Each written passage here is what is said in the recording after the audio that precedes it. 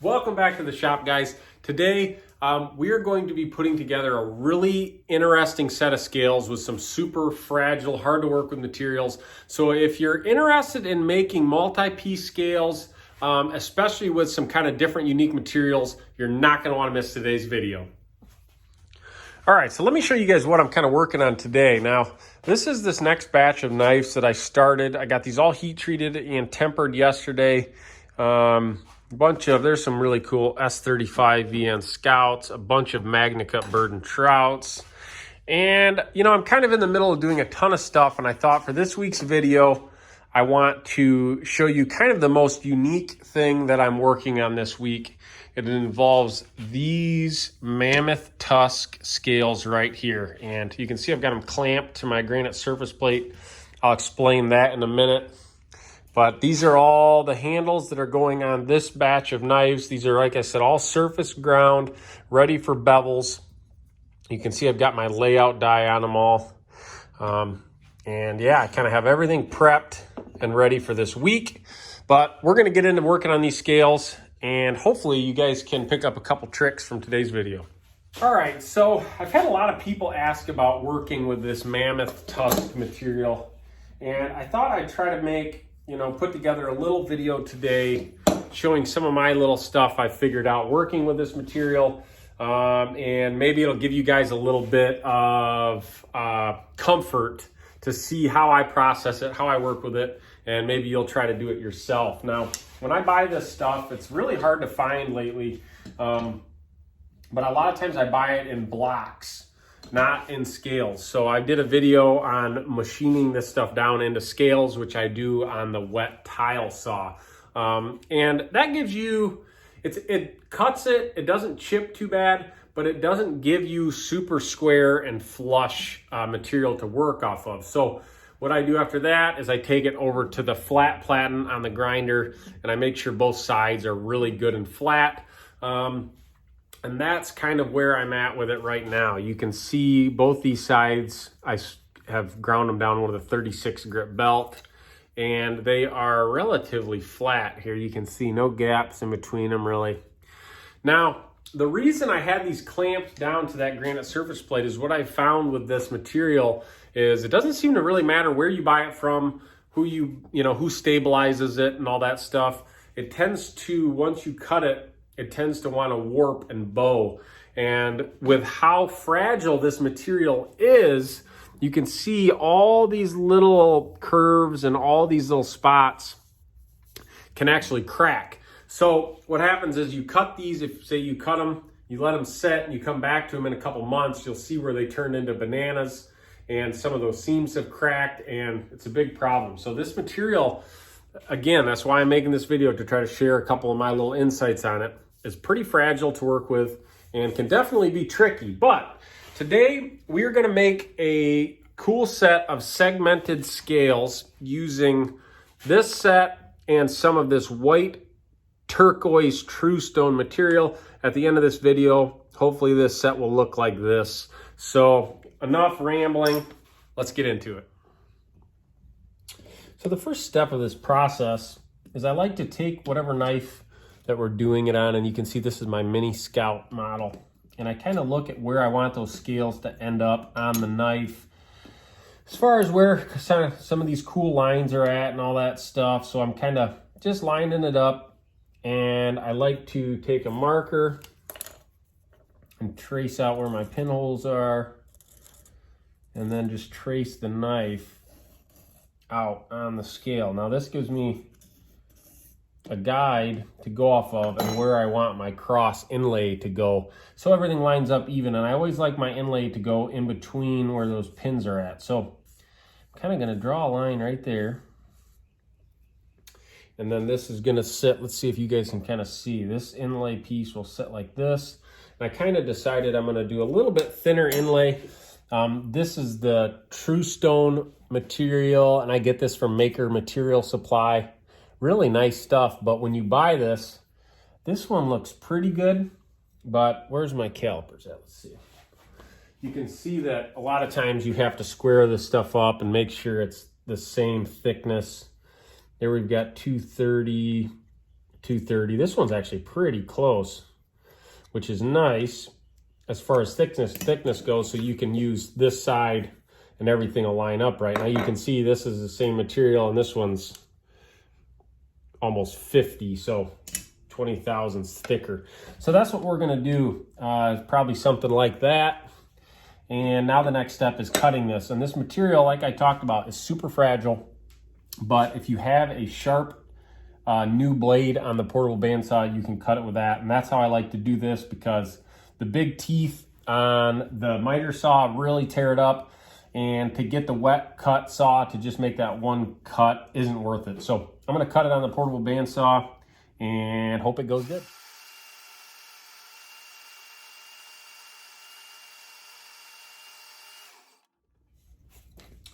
Now you can see I take a little piece of my true stone and I kind of line it up there, see what my height's at on it, and mark it.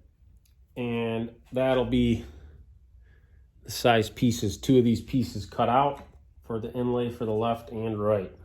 And this stuff is the same. You can cut this on the portable bandsaw without too big of problems. It gets a little chippy as well, but just go nice and slow with a fresh blade.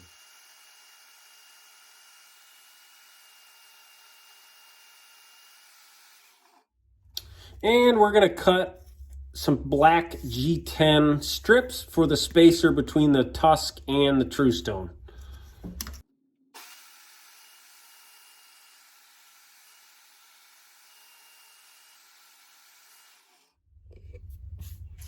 All right, so here we've got everything cut, ready to go. Now you can see we've got our tusk, our G10, true stone G10, and then the rest of the tusk. Now, let me change the camera angle for you guys and show you where this gets a little tricky.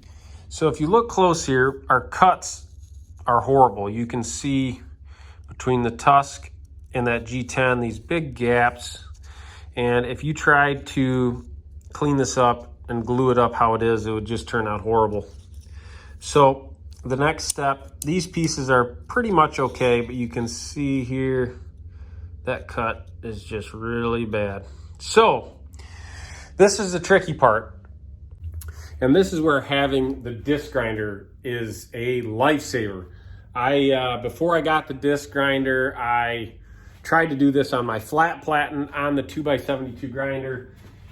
And it just seems like no matter what you try to do to get your work rest flat and square to your platen, you can get it really close, but not close enough to what you need for these to fit properly.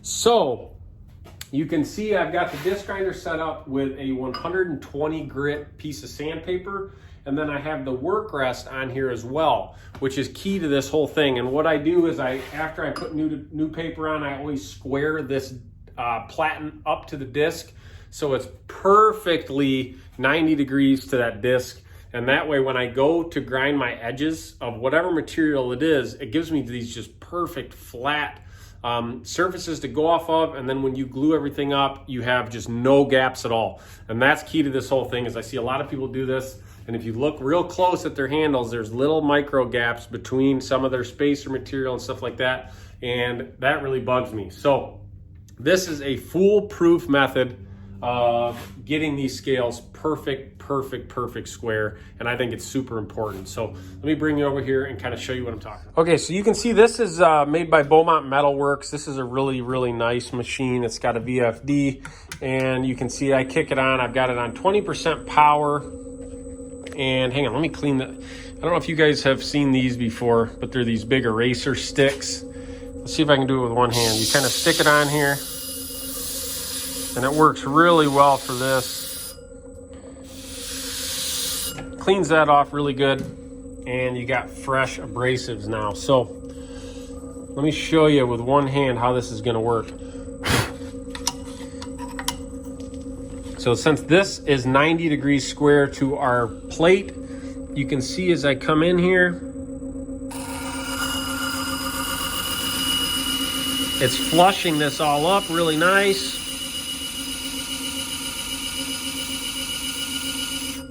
And that's about good.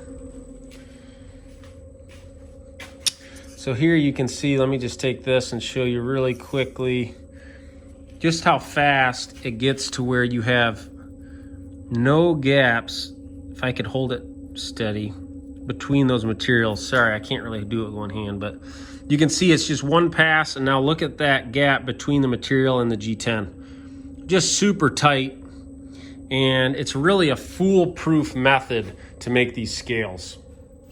Now, I know what you're saying, Matt, I don't have one of those, and I understand that. I had one on my old 2x42 grinder that you can buy for a couple $100, and it worked really good as well. It just didn't have that speed control to be able to slow it down to work with this type of material. So again, I think there's a lot of little ways to get stuff square, but if this thing burned up tomorrow, I would immediately order a new one because of how important it is to making these scales. I use that for other stuff to kind of save some hand sanding time and other things like that, but primarily I use it for scale prep, and it's a game changer. So I'll put a link below for that thing so you guys can go check it out. And now basically what I have to do is square up the rest of these materials, all 4 pieces of the Mammoth, and then I have to square up our pieces of True Stone, which I'm going to show you my little trick to doing that as well right now. Okay, so I decided instead of doing it this way on the scale, I'm going to do it this way to just get a little more True Stone in there. I think by the time I square these all up, it'll be a little smaller. But the first step to doing this is get this one side flush. So we're going to kick this on. I'm going to take I've got this little piece of G10 flat material, and I'm going to use it as a backer to be able to push this up against the plate and get that side perfectly flat. And you can see, if you look at it, you can, well, it doesn't show up very good, but this side is now perfectly flat and gives us a good surface to work off of. So once you have both sides squared up on the disc, you can kind of set them next to each other. And I can feel that this one's a little taller, has a little lip on it. And when you glue these up, you want everything to be perfectly square. You want both of these pieces to be the exact same width on the top and the bottom, or else when you go to glue your scales on, one will be off a little bit and it'll look horrible. So what I like to do is take the side that we already ground down, stack them like this kind of. Take whatever flat thing you have, again, this is just a piece of G10, and I'm gonna push both of them up against that piece, kick this on, and put even pressure against that disc.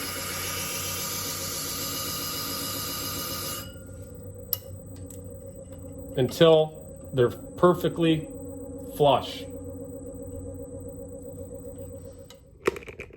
Once you have these 2 pieces that are the same, even, what I like to do is measure them at the top. You can see I'm at about 82. Flip it. I'm at about 86. Okay. So then I go and put it back together, and then I'll put a little more pressure on one side, holding it the same thing with that piece of G10. Put a little more pressure on that one side so I'm not cutting off the other side. And we want it to be the same measurement, top and bottom, so this inlay piece is absolutely perfect. So it takes a couple kind of passes on the grinder to get it just right. There you can, let's see. We're at about a little under the 5. Bring it over here. And right at the 5. So like I said, very, very close.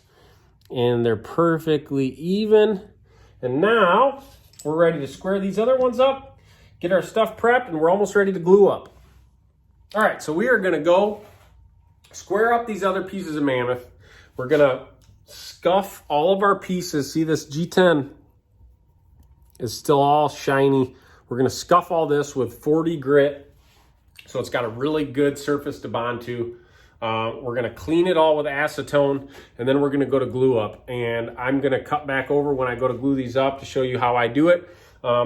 And hopefully you guys are kind of learning some stuff. And I've made videos on these segmented scales before, but I think that the more of them I do, the more efficient and better I get at doing them. And that's why I'm kind of deciding to make another video on this, especially when it comes to making it out of materials like this that are they're not forgiving at all. And that's kind of hard to explain, but if you do this with like a set of wood scales, you know, wood just is a little more forgiving than the stone and mammoth tusk material. So that's why I wanted to make this video for you guys today. And hopefully you're learning something. If you are, make sure you hit that thumbs up button and you are subscribed to the channel. I'm gonna get these prepped and I'll see you at glue up. So before I clean these up and glue these up together, I wanna show you guys, I kind of lay them out and make sure all my lines are good, all my gaps are good. And just to show you what I'm talking about, I think key to doing this is having a granite surface plate too. If you don't have one of these, I think it's really important because it just gives you a really good flat work surface. So hopefully you can see these as they come up, and then I'll zoom in on this video right now and show you guys how tight this seam is.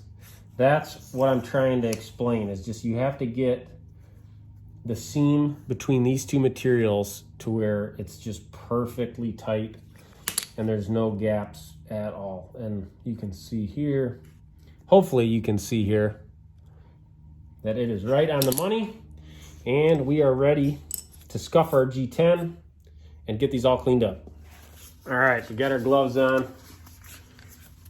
I gotta wear the gloves or else somebody would probably yell at me in the comments that I'm getting stuff on my fingers I shouldn't be. So I use acetone or lacquer thinner, whatever you have, to clean up all the mating surfaces of the materials you're using. And the one thing that I get asked a lot about, and people seem to question how I do it, is I use epoxy to connect all these materials together. And a lot of people, I guess, use super glue, which, you know, that's totally up to you, I guess. I've done some torture testing on these materials before using epoxy, and a lot of times it's so strong that the materials break before, will break before the seams where the epoxy is holding everything together. So that epoxy is stronger than what the material actually is, which to me, that's important, to where if you use super glue, it will always pop at that seam. So, you know, I use the 24-hour cure epoxy. So again, these scales sometimes take me 2 to 3 days to build with all the different steps, but I just find that I'm not gonna try to cut corners and accidentally have a scale come apart for somebody. I don't want that to happen. So these are all prepped, cleaned, set aside, and we're gonna get our epoxy. I use this Blade Pro, System 3 Blade Pro epoxy. It's really, really good stuff. And I'm gonna get everything cleared out, prepped, and I'll show you how I glue these together. Okay, so what I do, as you can see, I put this piece of wood in my vise, and it's just it's actually a hard piece of hardwood floor cherry that's perfectly flat. I think that's really key to this. And what I'm going to do is take one of my pieces and I dunk my finger in the epoxy like that. Put a little epoxy on that edge, and I kind of line it up with the corner of my piece of wood here, just to make sure everything stays nice and square. Take a C-clamp, you guys can see what I'm doing here, and clamp it down to the piece of wood really good, and make sure it's square on that piece of wood, as far as square to that edge. I then take my piece of G10, get it all covered in epoxy. You see why gloves are important here, because I just do it with my hands. And I put it on both sides, same thing with the piece of True Stone. And we are going to set it in there. And kind of as I am doing this, you guys kind of, I don't have a view over this, I'm just making sure that everything is still lining up good and there's no gaps kind of as I go. Because even though I took all the time in the world to make sure everything's square, sometimes you go to glue these up and you see a little gap that appears out of nowhere.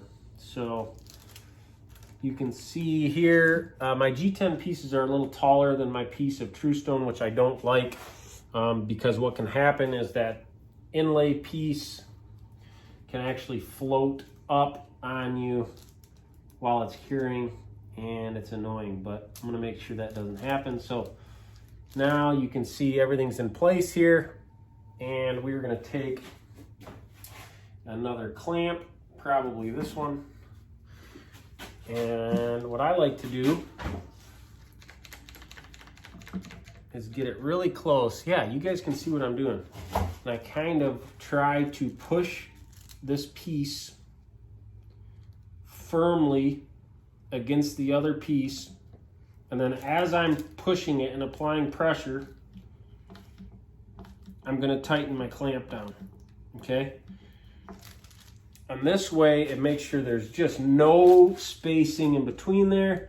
And you can still shift your material a little bit. See, it's like if I really push it, I can adjust it a little bit.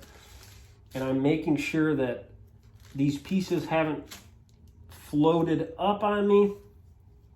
And then I'm kind of cleaning between all my seams to make sure I don't see any gaps whatsoever. Everything looks really good. Now the last step that I like to do is take one more clamp, and I actually put it over this whole thing like this, okay? And the reason for that is sometimes using this clamp on the end piece can actually make this fold go up a little bit, and you end up with a little space between this and the material, and there's a little gap. So you put a little pressure on there, not a lot, just enough to hold everything in place. And now looking at it, everything's looking really good. Gonna do the other side.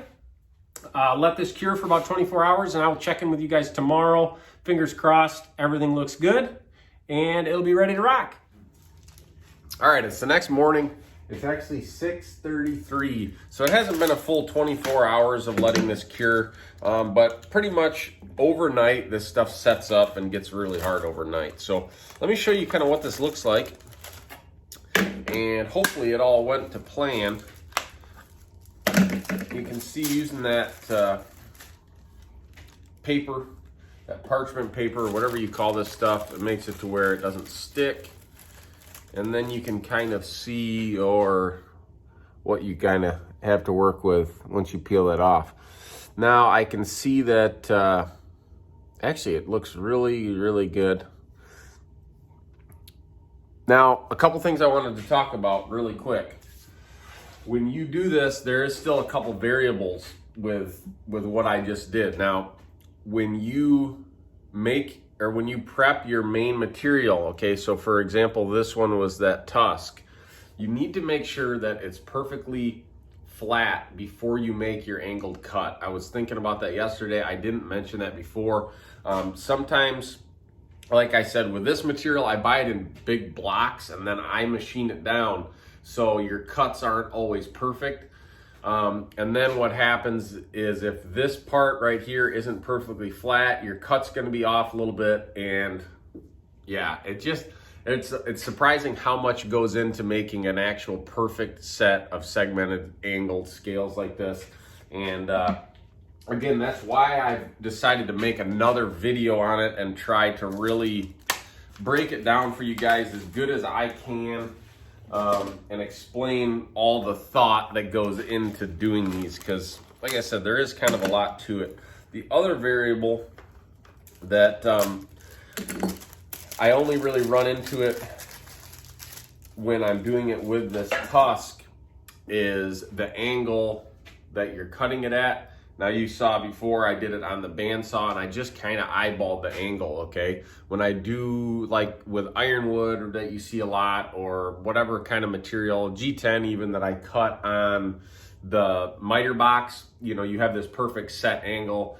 And then what happens sometimes is if the cut is a little too wonky and you go to sure that piece up on the disc grinder, you can maybe change the angle just a little bit. by shoring it up, and then your lines don't match up and don't look good. So you have to pay attention to that as well.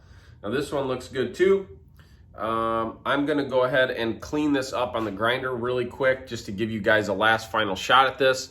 And then what I like to do is always add a G10 liner to this to really sure it up, make sure nothing's gonna warp, and it just kind of keeps everything locked in, plus it looks really nice. So I'm gonna kind of clean this up on the grinder, and I'll show you guys how it's looking.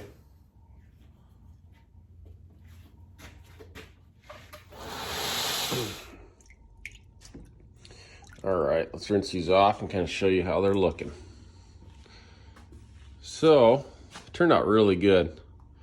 Now, you can see our spacing is really good. There's no gaps between anything. It's looking really good. Time to add the liners, and these will be ready to rock. All right, guys, that's going to do it for today's video. Hopefully that helped you a little bit. I tried to break everything down for you as good as I can and show you all the little small details that I try to pay attention to when I build these segmented scales. If I missed anything, if you have any questions, drop it in the comments below. I'll try to get to it. If this helped you, really consider checking out my Patreon account for just $5 a month. It helps support the channel and makes it to where I can continue to put out weekly videos for you guys. If you have any ideas for future videos, again, drop them in the comments, shoot me an email, and I will put it on the list to try to cover it in the future. So thanks a lot for watching, guys.